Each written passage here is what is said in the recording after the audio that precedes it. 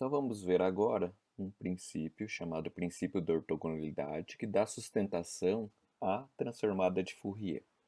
Por quê? Porque a transformada de Fourier pode ser vista como uma projeção de um sinal qualquer, vou colocar aqui, ó, x de t, projeção, numa base infinita de exponenciais. Então vou ter e na mais j ômega 1, e na mais j ômega 2, e na mais j ômega 3, e assim por diante, infinitos. Então vou ver quanto desse sinal está projetado em cada uma em cada um desses vetores de duração infinita. Aqui colocar um t, t e t. Então a ideia toda de transformar de Fourier tem a ver com essa projeção. E a gente faz projeção por produto interno. Essa é a notação para produto interno. Ok? Bom, então diante disso, uma vez a gente verificando essa ortogonalidade, vai surgir uma outra definição para o sinal impulso unitário. A gente viu que o sinal impulso unitário é formado por um rol de propriedades. Com o princípio de ortogonalidade, vai aparecer uma outra definição para o sinal, que vai se agregar às outras definições, para a gente entender cada vez mais o que é o sinal impulso e o que ele faz. A gente vai ver o impulso unitário no tempo e o impulso unitário na frequência. Bom, como é que a gente analisa tudo isso? Então, eu vou começar um sinal, ele é composto por uma soma de infinitos senos e cossenos, sob a forma de exponenciais complexos ponderado pelos fazores. Então, isso aqui a gente já viu. É a definição da transformada inversa de Fourier. E cada fazor, associado a cada frequência, é definido pela integral imprópria, menos infinito a mais infinito, x de t, e na menos j ômega t, dt. Opa, aqui meti um erro. D ômega aqui. Então veja, integral da transformada inversa, integro frequência, da transformada direta, integro tempo. Bom, o que eu vou fazer vai ser substituir a definição de fazor nesta primeira equação por essa equação de baixo. Como eu tenho t aqui como um parâmetro deste cálculo, eu vou trocar os t's da segunda linha por a, para não confundi-los e misturá-los e eventualmente perder um em relação ao outro.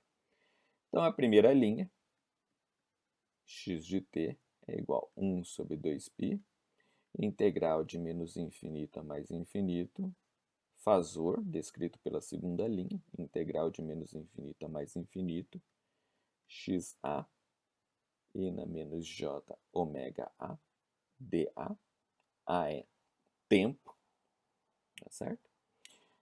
Multiplicando por e na mais j ômega t, d ômega. Então, o motivo de eu colocar a é para não me confundir com esse t aqui. Agora o que eu vou fazer vai ser uma troca na ordem da integração. Há uma justificativa teórica para poder fazer isso, tá? Dado que eu estou lidando com integrais impróprias, eu não vou abordar isso, mas isso pode ser feito. Posteriormente, eu deixo numa anotação qual é a definição teórica que permite essa troca de ordem de integração. Então, quando eu fizer primeiro esta integral mais interna, eu vou puxar esse x de a junto, porque esse x de a é uma constante em relação a ômega, certo? Não tem ômega aqui dentro, então eu posso tirar ele. Então, o que eu vou ter vai ser 1 sobre 2π, integral de menos infinito a mais infinito, do que integral de menos infinito a mais infinito. Ah, esqueci de puxar o x de a, xa, e na menos j ômega a, e na mais j ômega t, d ômega. Agora eu só vou fazer um rearranjo. Eu vou colocar esse 1 sobre 2π aqui dentro. tá? A gente vai perceber posteriormente a motivação disso. Integral de menos infinito a mais infinito, xa, 1 sobre 2π, integral, vou juntar aqui esses exponenciais num único exponencial, e na mais j ômega, t menos a, d ômega, de menos infinito mais infinito. Isto aqui define o nosso x de t. Bom, agora vamos nos centrar nossa atenção para essa integral interna. Note, se eu lembrar que eu estou tratando de senos e cossenos, certo? Seno e cosseno numa frequência ômega, no instante de ta, seno e cosseno na mesma frequência por um instante t qualquer. E eu estou integrando, somando esses produtos de senos e cossenos. O resultado também vai ser seno e cosseno, se eu aplicar propriedades trigonométricas. E a área de senos e cossenos é indefinida, porque fica oscilando, não tem um valor. Então, esse resultado, para uma observação simples, é indefinido. Então, o que eu vou fazer vai ser o seguinte: já que eu não conheço esse resultado, se eventualmente eu o conhecer, eu vou tratá-lo como g de t menos a. Porque ômega vai desaparecer dessa integração, então vai ficar esse elemento t menos a de alguma forma presente no resultado. Então, quando eu escrevo esta linha toda, agora usando este g de t menos a, então, antes de escrevê-la, só vou definir bem claramente que, em azul aqui, g de t menos a foi definido como 1 sobre 2π integral de menos infinito a mais infinito, e na mais j ômega t menos a d ômega. Eu fiz propositadamente um g deslocado, sem esse deslocamento, ou g de t é 1 sobre 2π integral de menos infinito a mais infinito, e na mais j ômega t d ômega. Note, não é tão claro essas passagens aqui, é mais por conta de a próxima linha, quando a gente fizer a observação de quem é x de t, vai deixar mais claro quem é o g de t. Então, o nosso x de t, agora com a definição dessa função g, que é o resultado dessa porção entre chaves, particularmente dessa integral de menos infinito a mais infinito, é definida por integral de menos infinito a mais infinito, x de a, g de t menos a. D, esqueci aqui, né? dA, dA, dA. Então vejam, essa expressão nós já vimos e ela é definição de uma convolução entre a função x de t e a função g de t. Ora, quando eu tenho x de t como resultado da convolução da própria função por g de t, isso implica que g de t é o impulso. Pois, só para reforçar, x de t, pelas propriedades do impulso no lugar de g, propriedades de impulso referente à integração, como a gente já viu, leva a nos dizer que g de t, na verdade, é a própria função de impulso. Logo, essa função g de t define o impulso como sendo 1 sobre 2π, integral de menos infinito a mais infinito, e na mais j ômega t d ômega. E particularmente, eu vou colocar o valor 1 aqui, se nós observarmos que da definição de transformada de Fourier, x de t é definido um sinal qualquer pela soma de todos os seus fazores, ponderando senos e cossenos nas mesmas frequências do fazor. Então isso implica o quê? Se esse termo é o impulso, a sua transformada de Fourier é uma constante. Então, ó, delta de t tem como transformada de Fourier a constante 1. O que isso significa? O impulso é formado pela soma de todos os exponenciais complexos ponderados pelo valor 1. Ou seja, a soma de todos os senos e cossenos em todas as frequências que você possa imaginar, todos eles com amplitude 1. Onde a gente pode ter um esboço deste fenômeno. Quando eu tenho um raio que tem duração finita, no caso a gente está considerando duração finita, que tem energia finita, área finita 1, quando ele descarrega essa energia em um dispositivo, em um equipamento de proteção, esse equipamento de proteção está recebendo senos e cossenos em todas as frequências possíveis, tá? Eu digo possíveis, mas teoricamente em todas as frequências com amplitude 1. Então, se o dispositivo está preparado para ser excitado em todas as frequências, ele vai, entre aspas, sobreviver. Tá? Então, isso aqui é um indicativo para a gente disso. Onde que a gente tem a questão da ortogonalidade nessa derivação? Ortogonalidade.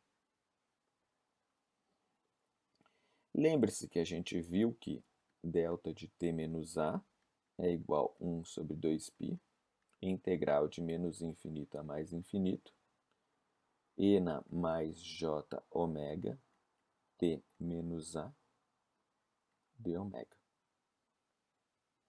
Esse termo esta integral pode ser escrita em notação de álgebra linear por produto interno, como e na mais j ômega t, e na mais j ômega a. Produto interno envolvendo vetores, tá? De duração infinita no caso, complexos, é o primeiro vetor, produto interno com o conjugado do segundo vetor. Então eu coloco aqui a forma conjugada, porque quando eu transformar esta expressão simbólica em integral, eu vou colocar o conjugado deste termo e na mais j ômega a, seu conjugado e na menos j ômega a, e realizar esta projeção. Certo? Então veja, como essa projeção só é válida para t igual a, porque eu tenho o impulso como resultado, por quê? Somente quando t igual a eu vou ter um valor 1 aqui, cuja integral imprópria é o impulso, representando um valor indefinido muito grande, mas área unitária. Para qualquer outro valor diferente, para t diferente de a, ou seja, quando eu tiver t menos a igual a diferente de zero, eu vou ter aquelas oscilações que somadas dão zero, porque o impulso para t diferente de a é zero, certo? Isso dá para fazer, dá para montar a integral envolvendo senos e cossenos e verificar isso. Tá? Então a ortogonalidade está associado a esse evento. Eu só tenho um valor não nulo para t igual a a. Tá? Quando eu projeto um vetor índice t, um outro vetor índice a. Bom, então, primeira parte da nossa demonstração concluída. Agora eu vou verificar, seguindo os passos que eu fiz, só que de maneira invertida, no sentido que eu vou começar com a definição do fazor como integral de menos infinito a mais infinito de um sinal qualquer x de t e na menos j ômega t dt. E esse sinal obtido de maneira sintética pela soma ponderada, né? Integral de menos infinito a mais infinito, de infinitos fazores e seus respectivos senos e cossenos de ômega. Então veja, o caminho oposto que eu vou seguir vai ser substituir o x de t nessa expressão. Da mesma forma, vou considerar esta frequência ômega A na segunda equação para não misturar com o ômega da primeira equação quando eu fizer a substituição de x de t. Então, nosso x de ômega é definido como a integral de menos infinito a mais infinito da integral de menos infinito a mais infinito, 1 sobre 2π, xa e na mais jat dA e na menos j ômega t dt. Lembrando que o A é frequência agora. Vou trocar a ordem de integração e quando eu faço isso, esse x de A acompanha agora a integral mais externa. O restante, vou deixar aqui entre chaves, integral de menos infinito a mais infinito, e na mais jat e na menos j ômega t dt, tudo isso dA. Então, estão percebendo que eu estou fazendo basicamente o mesmo caminho que eu fiz anteriormente, só que agora lidando com frequência, já que a integral mais interna ela lida com frequência. Então, só vou rearranjar os exponenciais.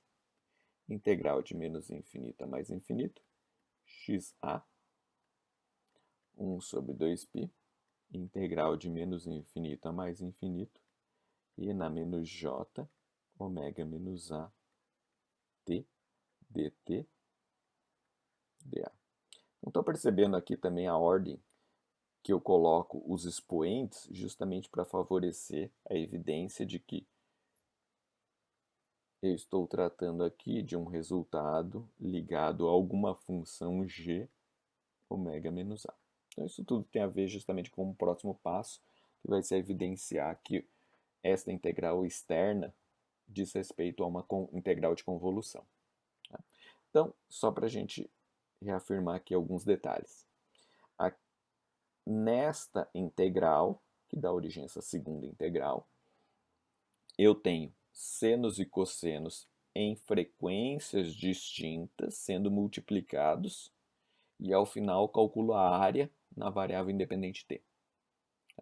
No caso anterior, eu tinha também senos e cossenos, só que em instantes de tempos distintos e eu calculava a área em frequência.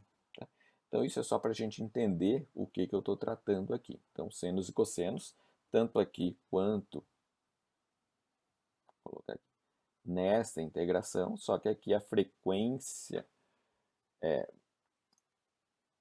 o tempo é distinto e eu calculo a área em frequência. Neste caso aqui, a frequência é distinta e eu calculo a área no tempo, certo? Então, se existir algum resultado associado a essa integração, eu vou nominá-lo por g de ômega menos a. Então, só para a gente deixar claro, nosso g de ômega menos a é definido por 1 sobre 2π integral de menos infinito a mais infinito, e na menos j ômega menos a, t dt, ou o g de ômega sem o deslocamento em frequência, 1 sobre 2π, integral de menos infinito a mais infinito, e na menos j ômega t dt. Isso significa, então, que o nosso x de ômega é igual a integral de menos infinito a mais infinito, xa, g de ômega menos a, d a, isso. E esse resultado pode ser escrito como uma convolução entre duas funções cuja variável independente agora é frequência, x de ômega, g de ômega. mas sabemos que para ter x de ômega nos dois lados dessa igualdade envolvendo a convolução, a única função permitida para g de ômega é delta de ômega. Então, o que nós temos aqui é que delta de ômega é 1 sobre 2π, integral de menos infinito a mais infinito, e na menos j ômega t dt.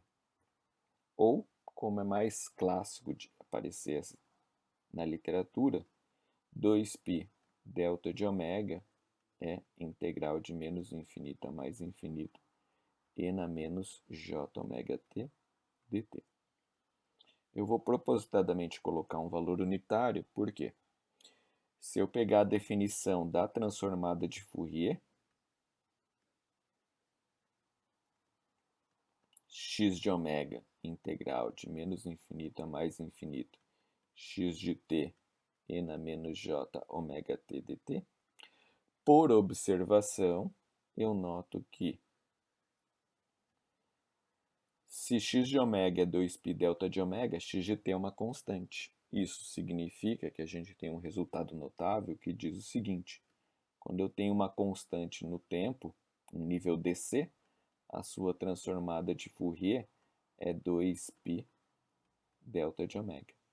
Isso é interessante porque isso está associado justamente ao fato de que o nível dc é a composição apenas do cosseno na frequência zero, ou seja, exponencial na frequência exponencial complexo na frequência zero, certo? E a frequência zero é representada no domínio da frequência por um impulso.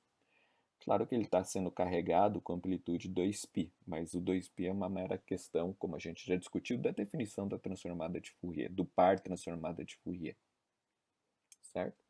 Então, veja, constante num domínio e impulso no outro. Ó. Constante num domínio e impulso na frequência. Constante na frequência e impulso no tempo. Então, essas relações de simetria são bastante interessantes de serem observadas em transformada de Fourier. Tá? Então, a questão da ortogonalidade, também observada aqui. Então, a gente tem que, vou colocar na notação, delta de ômega menos A igual 1 sobre 2π, integral de menos infinito a mais infinito, e na menos j ômega menos A t dt. Isso em álgebra linear pode ser visto como retrato de que as bases de transformada de Fourier, as bases exponenciais complexas, são ortogonais entre si, 2 a 2 naturalmente. Então, na notação eu tenho e na menos j ômega t e na menos j ômega A. Então, novamente, um dos vetores é o conjugado nessa notação. Quando eu transformo em integral imprópria, para realizar a projeção propriamente dita, eu troco menos por mais, certo? Então, eu observo novamente que as bases são ortogonais quando as frequências são... Opa, aqui só mudar que eu errei aqui.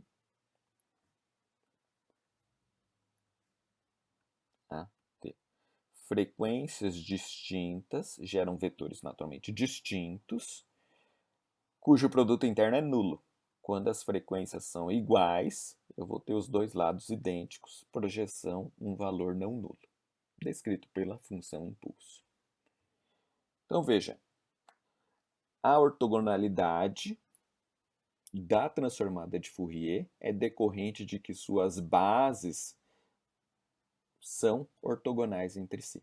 Como a gente falou lá no início, basicamente eu estou fazendo esse tipo de projeção. Tá? Quando a gente está trabalhando com frequência, eu estou projetando para diferentes instantes de t. Tá? T1, T2, T3. É o equivalente. E isso tudo é produto interno. Então, transformada de Fourier é álgebra linear se a gente pensar que a gente está projetando por vetores que são ortogonais entre si, para a gente poder projetar e saber qual a contribuição de cada um desses exponenciais complexos na construção do sinal de x de t, no caso. E a contribuição de cada exponencial complexa é o nosso fasor. Então veja, tudo se liga no final das contas, circuitos e álgebra linear. Então, como nós vimos, os exponenciais complexos em frequências distintas ou em tempos distintos, tomados 2 a 2, são ortogonais entre si, certo? Quando eu trato de frequências distintas, eu tenho vetores de duração t infinita. Quando eu trato de tempos t distintos, significa frequências infinitas. Então é uma questão uma questão dependente de se eu estou calculando a transformada direta ou a inversa. Lembrando que transformada de Fourier e transformada inversa de Fourier basicamente trata de projetar um sinal no tempo sobre um espaço de exponenciais em frequências distintas para saber a contribuição de cada seno e cosseno em cada frequência para gerar o fasor. E a transformada inversa é a projeção do sinal x de ômega ou x de j-ômega num espaço formado por exponenciais em tempos t distintos. Eu quero saber a contribuição de cada instante de tempo t na formação de x de t a partir dos nossos infinitos fasores. Então veja, projeção álgebra linear, produto interno. E aqui estão duas expressões que definem a função impulso, seja impulso no tempo, impulso em frequência.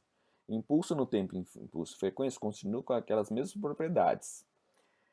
Delta de t é zero para t diferente de zero, delta de ômega é zero para ômega diferente de zero. E assim sucessivamente.